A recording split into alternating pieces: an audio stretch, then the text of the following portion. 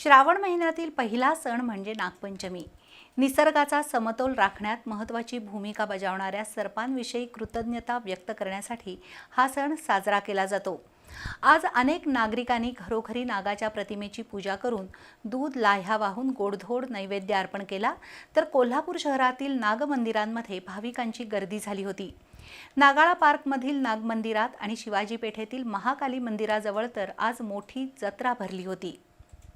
भगवान महादेवाला प्रिय असलेल्या नागदेवतेचं पूजन करण्याचा नागपंचमी हा सण, त्यातून निसर्ग आणि सर्प यांच्याविषयी कृतज्ञता व्यक्त करण्याची शिकवण दिली जाते। कोल्हापूर शहरातील नागाळा पार्क इथल्या नागमंदिरात दरवर्षी नागपंचमीनिमित्त मोठी जत्रा भरते। भाविकांनी आज नागपंचमीचा सण भक्तिभावानं साजरा केला। पहाटे अभिषेक, आरती असे कार्यक्रम झाले। महिला भाविकांनी दूध लाह्या अर्पण करून मनोभावे नागदेवतेचं दर्शन घेतलं, तर महिलांनी झोपाळ्याचा आनंदही घेतला। नागपंचमीनिमित्त मंदिर परिसरात विविध स्टॉल्स आणि खेळण्याची दुकानं थाटण्यात आली होती। दुसरीकडे शिवाजी पेठेतील महाकाली मंदिरात नागपंचमी सण उत्साहात आणि पारंपरिक पद्धतीनं साजरा झाला। करवीर महात्म्यातील आख्यायिकेनुसार महाकाली मंदिर परिसर आणि इथल्या नागकुंडाला मोठं महत्त्व आहे, त्यामुळे या मंदिरात भाविकांची सकाळपासूनच गर्दी झाली होती। शुक्रवार पेठेतील नागराज गल्लीत असणाऱ्या नागमंदिरात गेल्या 50 वर्षांपेक्षा अधिक काळ नागपंचमीचा उत्सव मोठ्या थाटामाटात साजरा होतो। या गल्लीतील नाभिक समाज बांधवांच्या पुढाकारातून दरवर्षी नागपंचमी उत्सव आणि 5000 भाविकांना प्रसादाचं वाटप होतं। नागपंचमीच्या पूर्वसंध्येला भजन आणि कीर्तन असे कार्यक्रम झाले।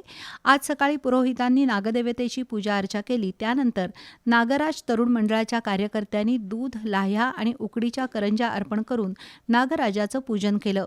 दिवसभरात नागदेवतेचं दर्शन घेण्यासाठी भाविकांनी मोठी गर्दी केली होती। तसंच दुपारी 5000 भाविकांना प्रसादाचं वाटप करण्यात आलं। शुक्रवार पेठेतील पोलीस चौकीजवळ असणाऱ्या मंदिरात नागराजाच्या जोडीची पूजा करण्याची प्रथा आहे। आज पहाटे मनोज पाटील, गायत्री पाटील यांनी नागमूर्तीची पूजा केली।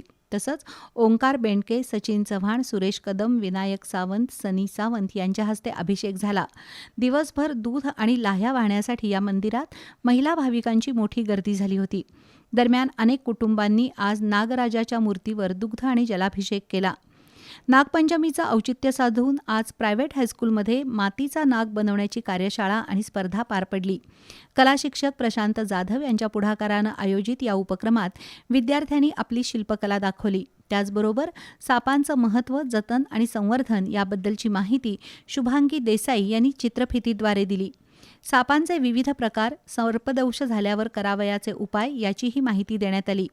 मुख्याध्यापक गिरीश जांभळीकर, प्रसन्न जोशी, संतोष गणबावले यांच्यासह अन्य शिक्षकांनी हा उपक्रम यशस्वी केला।